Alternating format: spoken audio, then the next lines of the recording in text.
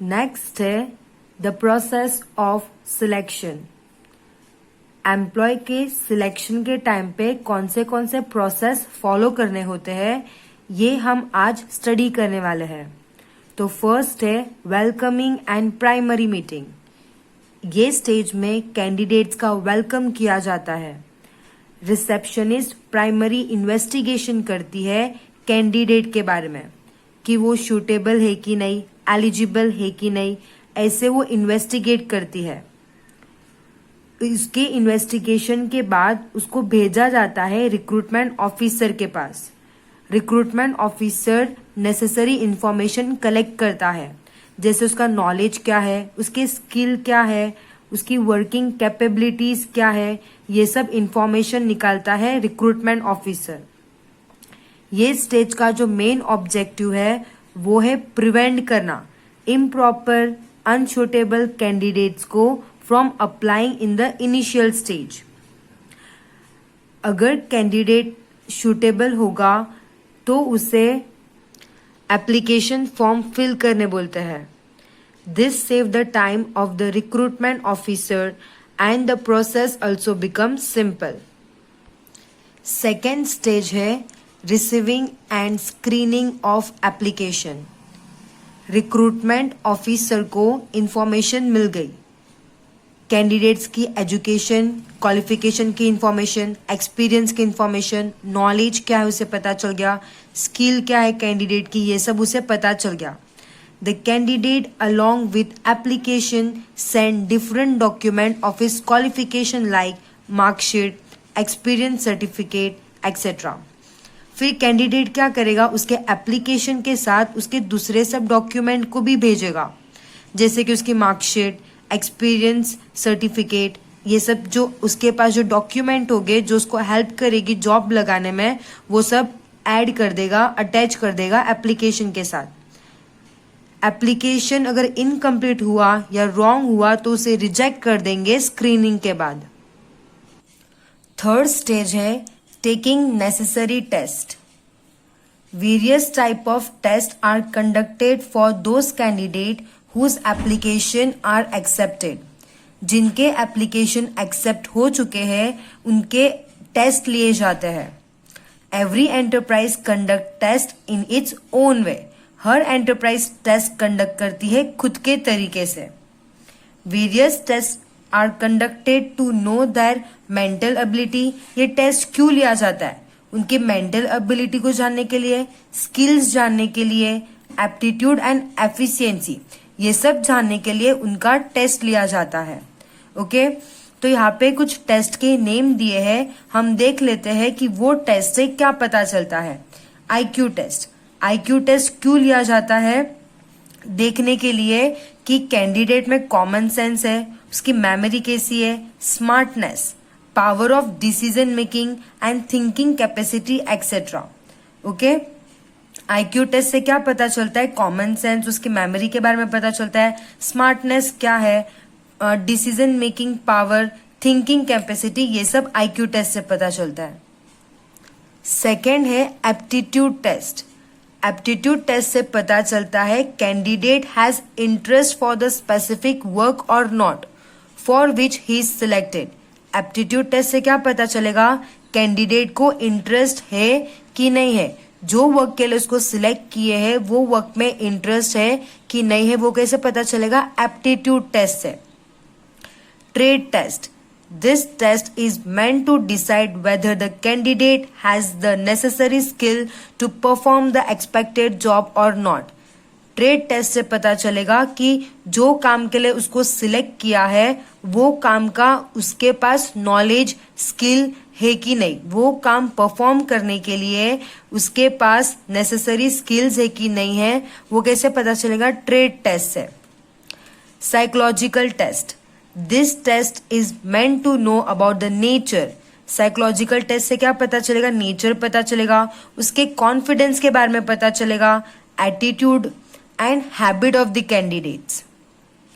Fourth stage है personal interview. एक बार candidate ने ऊपर के टेस्ट पास कर लिए तो उसे पर्सनल इंटरव्यू के लिए बुलाया जाएगा। पर्सनल इंटरव्यू के लिए एक कमेटी बैठी जाती है जिसमें एक्सपर्ट होते हैं, पर्सोनल मैनेजर्स होते हैं, डिपार्टमेंटल हेड होते हैं। वो सब वर्क रिलेटेड क्वेश्चंस पूछते हैं कैंडिडेट से। ये स्टेज में जॉब की टर्म एंड कंडीशन भी क्लियर करते हैं। नेक्स्ट स्टेज है चेकिंग रेफरेंसेस। कैंडिडेट ने जो एप्लीकेशन फॉर्म में इंफॉर्मेशन दी है उसे चेक करना होता है by referring to his present and past employers to get an idea of the correct situation. Employee के बारे में ओपिनियन, राइट ओपिनियन रखने के लिए जो इंफॉर्मेशन कलेक्ट की है वो फ्री होनी चाहिए बायस से। The opinion of reference given by candidate, candidate ने जो रेफरेंसेस दिए हैं उनका ओपिनियन हेल्प करता है डिसीजन लेने के लिए, राइट डिसीजन लेने के लिए। सिक्स्थ स्टेज है primary selection. If the matter gathered from personal interview and past references are positive, जो भी इंफॉर्मेशन हमें पर्सनल इंटरव्यू से मिला है और पास्ट रेफरेंसेस से जो मिला है अगर वो पॉजिटिव है, then the selection committee will make a list of selected candidate. तो सिलेक्शन कमिटी एक लिस्ट बनाती है सिलेक्टेड कैंडिडेट की।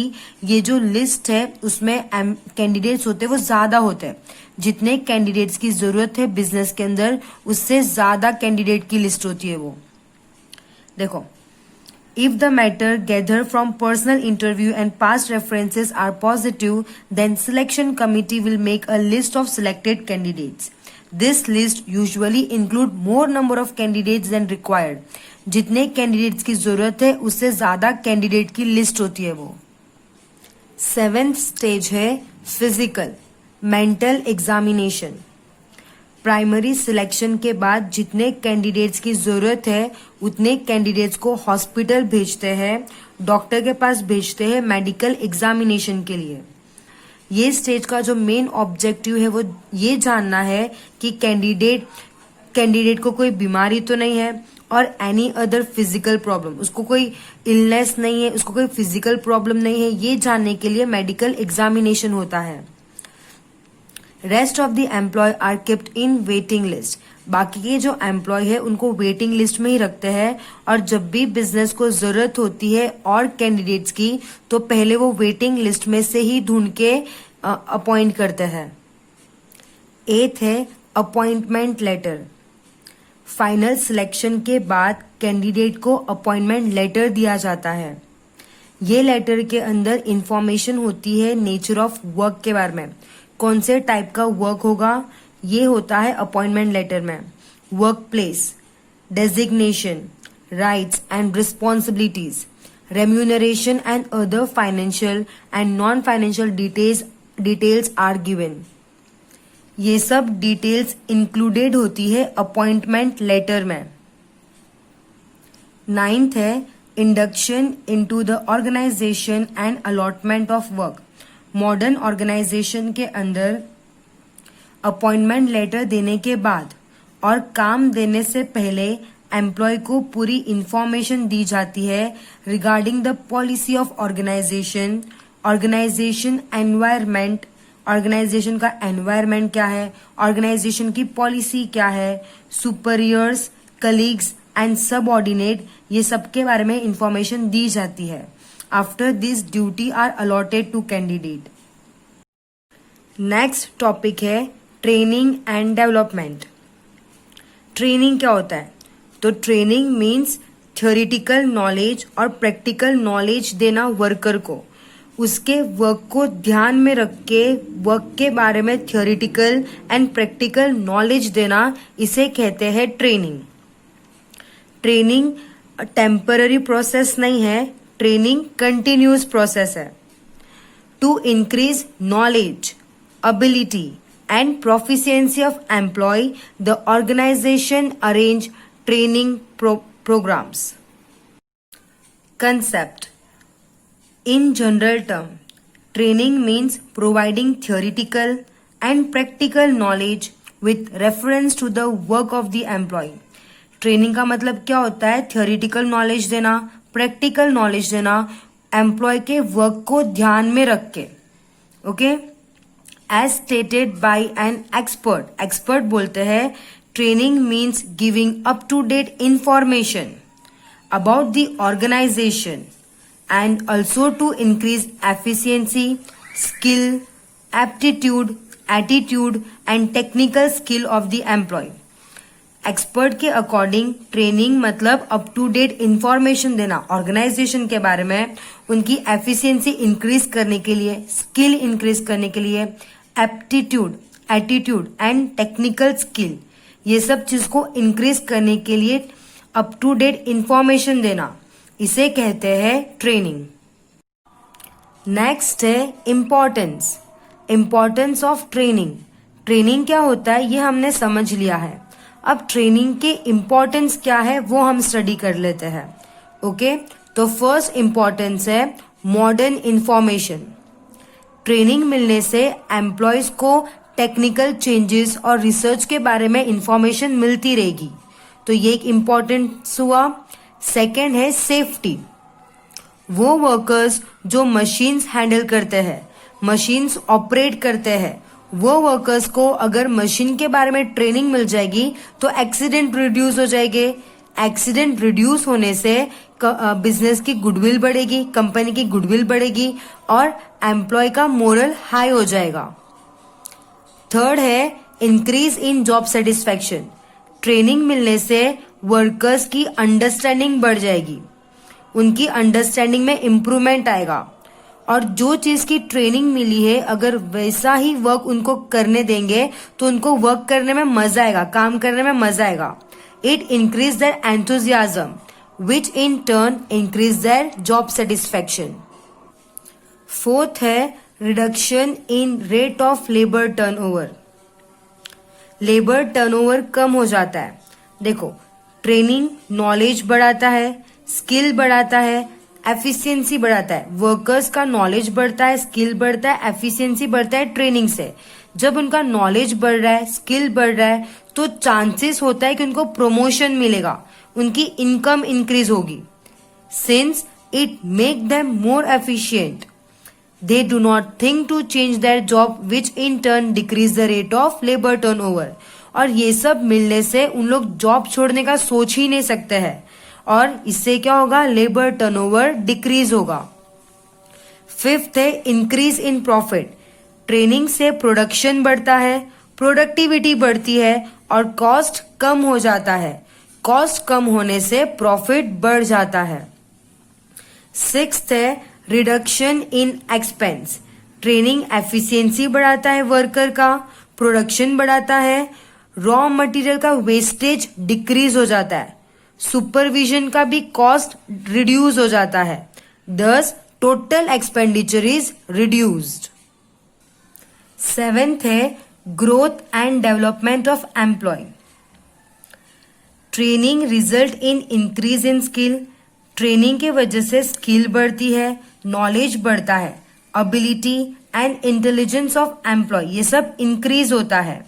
This also result in personal growth, और ये सब के वजह से उनका पर्सनल ग्रोथ भी होता है और डेवलपमेंट ऑफ द एम्प्लॉय, और एम्प्लॉयमेंट का भी डेवलप्ड होता है।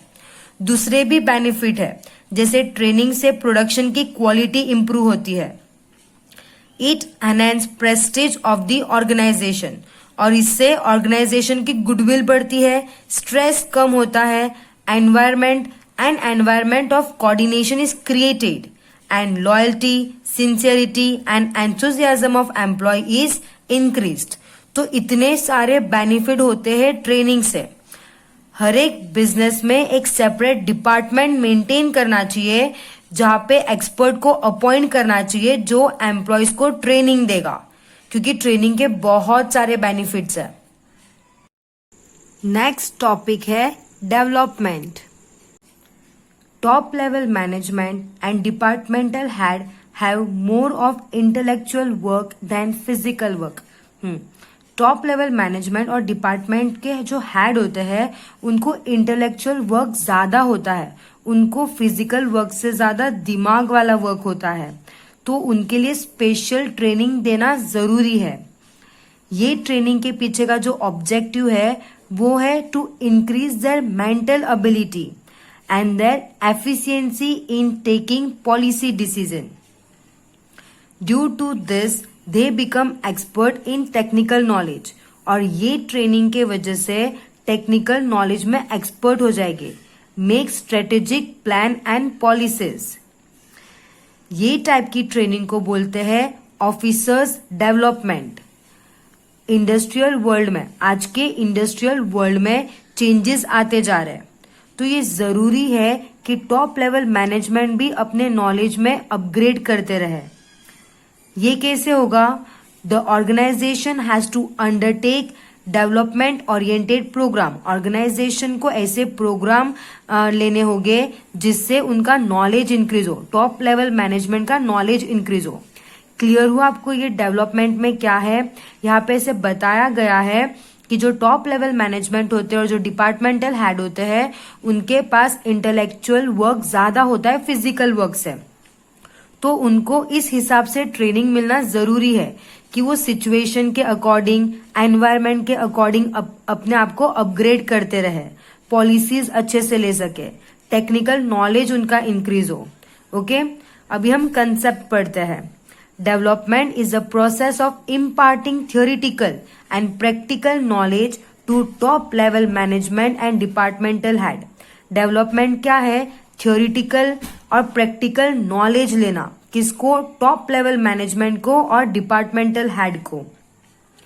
Okay, the term development refers to a programme. Development क्या रिफर करता है? Programme which help to achieve the pre decided objective of the organisation by improving the capabilities of head officers. Next topic है importance. Development programme की क्या importance है वो अब हम स्टडी करने वाले हैं. तो फर्स्ट इंपॉर्टेंस है increase in technical knowledge. Business condition change होती रहती है, तो ये जरूरी है ऑफिसर्स के लिए कि उनको भी जैसे बिजनेस कंडीशन चेंज हो रही है वैसे उनको टेक्निकल नॉलेज मिले. और ये टेक्निकल नॉलेज कब मिलेगा? जब डेवलपमेंटल प्रोग्राम होगा. डेवलपमेंटल प्रोग्राम उनको नॉलेज, टेक्निकल नॉलेज प्रोवाइड करता है, मशीन्स एंड मेथड के नॉलेज प्रोवाइड करता है. और इससे क्या होता है? So that positive decision can be taken for organisation. अगर उनको टेक्निकल नॉलेज मिलेगा तो उन लोग अच्छा डिसीजन ले सकेंगे ऑर्गेनाइजेशन के लिए. तो क्लियर हुआ, increase in technical knowledge. Technical knowledge के इंक्रीज होने से डिसीजन मेकिंग इंप्रूव होगा. सेकेंड है research and new ideologies. Developmental programme से उन लोग अवेयर होंगे, जो भी न्यू रिसर्च हुई है, जो न्यू आइडियोलॉजीज है, वो सब के बाद ऑफिसर्स अवेयर होंगे, जो उनको हेल्प करेगा डिसीजन मेकिंग में, एडमिनिस्ट्रेशन लेवल में हेल्प करेगा. It increase the efficiency of departmental head to work at the administrative level by providing them knowledge about new research and ideologies. Third है development of the organization. Developmental program से new changes और new strategies के बारे में officers को पता चलेगा. उन लोग बिजनेस में, ऑर्गेनाइजेशन में वो चेंजेस को एडॉप्ट करेंगे. इससे क्या होगा? ऑर्गेनाइजेशन नेशनल और इंटरनेशनल लेवल तक पहुंच सकेगी. फोर्थ है optimum use of resources. Development programme की हेल्प से optimum use of available resources possible हो सकेगा. डेवलपमेंटल प्रोग्राम से रिसोर्सेस का अच्छा यूटिलाइजेशन हो सकेगा. इससे क्या होगा? अननेसेसरी एक्सपेंस रिड्यूस हो जाएगा. Control the cost of production, thereby increase the profit. और डेवलपमेंट प्रोग्राम से कॉस्ट ऑफ प्रोडक्शन कंट्रोल में आएगा और जिससे प्रॉफिट इंक्रीज होगा. क्लियर हुआ? रिसोर्सेस का अच्छे से यूटिलाइजेशन कर सकेंगे, अननेसेसरी एक्सपेंस रिड्यूस हो जाएगा, कॉस्ट ऑफ प्रोडक्शन कंट्रोल में आएगा जिससे प्रॉफिट इंक्रीज होगा. फिफ्थ इंपॉर्टेंस है solution to problem. Development program are necessary for speedy and successful solution of newly arising problem of the organization. Organisation में जो भी प्रॉब्लम आएगी डेवलपमेंट प्रोग्राम की हेल्प से उसको स्पीडली सॉल्व कर सकेंगे। Effective supervision, development programme enhance the skill of officer who have technical skill and mental strength to keep effective supervision on business activity। Development programme क्या करेगा, officer की skill को increase करेगा, उसके टेक्निकल स्किल को improve करेगा, उसकी mental strength को बढ़ाएगा। इससे क्या होगा, वो बिजनेस पे इफेक्टिव सुपरविजन कर सकेगा। 7th है reduce stress, management and departmental head often have to face many challenges and problems while managing the enterprise of business. So, while taking decision, lot of confusion and stress is created. देखो, management को और departmental head को बहुत से challenges का face करना पड़ता है, बहुत सारे चैलेंजेस को फेस करना पड़ता है, बहुत सारी प्रॉब्लम्स को फेस करना पड़ता है। तो जब वो डिसीजन लेते हैं तो बहुत कंफ्यूजन होता है और बहुत स्ट्रेस होता है। डेवलपमेंट प्रोग्राम की हेल्प से स्ट्रेस रिड्यूस हो जाएगा क्योंकि उनको हर एक एरिया के बारे में नॉलेज होगा। 8th है डेवलपमेंट प्रोग्राम, ऐसे प्रोग्राम हेल्प करते ऑफिसर को फ्यूचर चैलेंजेस को फेस करने के लिए और जो भी नेसेसरी चेंजेस लाना चाहिए बिजनेस में वो चेंजेस लाने में हेल्प करते हैं। ये हमने क्या पढ़े, डेवलपमेंट के इम्पोर्टेंस, डेवलपमेंट प्रोग्राम के इम्पोर्टेंस पढ़े हैं। यहाँ पे आपको डिफरेंस दिया है, ट्रेनिंग एंड डेवलपमेंट के बारे में डिफरेंस दिया है, तो आप लोग इसको रीड कर लेना, आप लोगों को क्लियर हो जाएगा। ट्रेनिंग किसको प्रोवाइड करते हैं, वर्कर्स को प्रोवाइड करते हैं, एम्प्लॉयज को प्रोवाइड करते हैं। डेवलपमेंट प्रोग्राम किसको प्रोवाइड करते हैं, टॉप लेवल मैनेजमेंट को और डिपार्टमेंटल हेड को प्रोवाइड करते हैं। ट्रेनिंग कौन लेता है, कोई भी एक्सपर्ट ले सकता है ट्रेनिंग, पर डेवलपमेंट प्रोग्राम कौन लेता है, एजुकेशनल इंस्टीट्यूशन और expert of various field. Training किसका होता है, बॉटम लेवल का होता है, और डेवलपमेंट किसका होता है, टॉप लेवल और मिडिल लेवल का होता है। ट्रेनिंग में work is at the centre of training और डेवलपमेंट में future career and probable challenges are at its centre. ये आप लोग रीड कर लेना, मैंने ऊपर से बता दिया, आप लोग रीड कर लेना, आप लोगों को समझ में आ जाएगा। जो हमने ट्रेनिंग और डेवलपमेंट में पढ़े वही सब है।